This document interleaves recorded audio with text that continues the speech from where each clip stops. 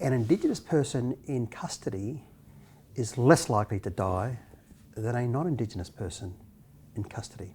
So when people talk about this overrepresentation of deaths in custody for Indigenous people, that's because there's an overrepresentation of them in custody. Once in custody, and I'm not saying that's a good thing, that's bad, but once in custody, they're less likely to die than non-Indigenous people. But you know, the narrative is once they're in custody, they're at danger of being slaughtered and all that sort of thing. And you asked me about blacktivists before. Blacktivists are those people who promote those lies and myths that Indigenous people in custody are more likely to die than non-Indigenous people in custody. They are not. Absolutely, they're more likely to be in there, and that's something that needs to be addressed. But the overrepresentation of deaths is a reflection of the overrepresentation of them in custody. You know, it's a bit like saying among the Dillons, they're more likely to die in Queensland than they are in New South Wales. That's because 99% of them are in Queensland, not New South Wales. Does that analogy make sense? Yes, it does. Yes. Yeah, I get what you're driving at. And so the real issue should be, why are so many young Aboriginal men, particularly, in jail? And embarrassingly, I've had Aboriginal women say to me, we think there should be a few more in jail. Yes. And it's not a popular thing to say, no, but it's they're not. saying it for a very profound reason. Absolutely. Violence. They're saying the law of the land should be upheld. And I don't hear, we'll get onto it later, but one of the reasons that I'm so sceptical about The Voice is I don't hear its proponents saying they're going to tackle this issue of the safety of women and children, particularly in the children's formative years, because I would have thought that's such an important area. Absolutely. There are some ugly things we don't like to hear about, but they do need to be addressed. We can't just be ostriches.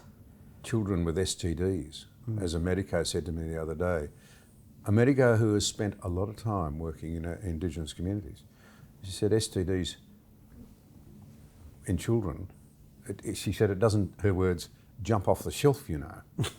Yeah.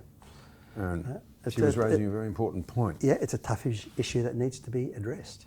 So when I heard the Minister for Aboriginal Affairs saying that she would ask The Voice, this was in the context of people saying, well, The Voice can talk on anything it likes.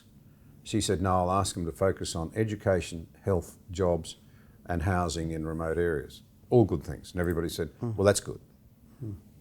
But my argument would be, if you don't firstly address the safety, emotional, physical, moral safety of children brought into the world first, no use addressing those other issues, because those young people are not going to be able to take advantage of it. Sure. We need to intervene at various stages and at various levels too. So, I mean, I think, you know, the big factor in addressing Indigenous disadvantage, whatever you want to call it, is once you get some good things in place, like parents doing something productive, meaningful jobs, kids in school, a lot of those other symptoms of bad behaviour, suicide, that sort of thing, will start to evaporate.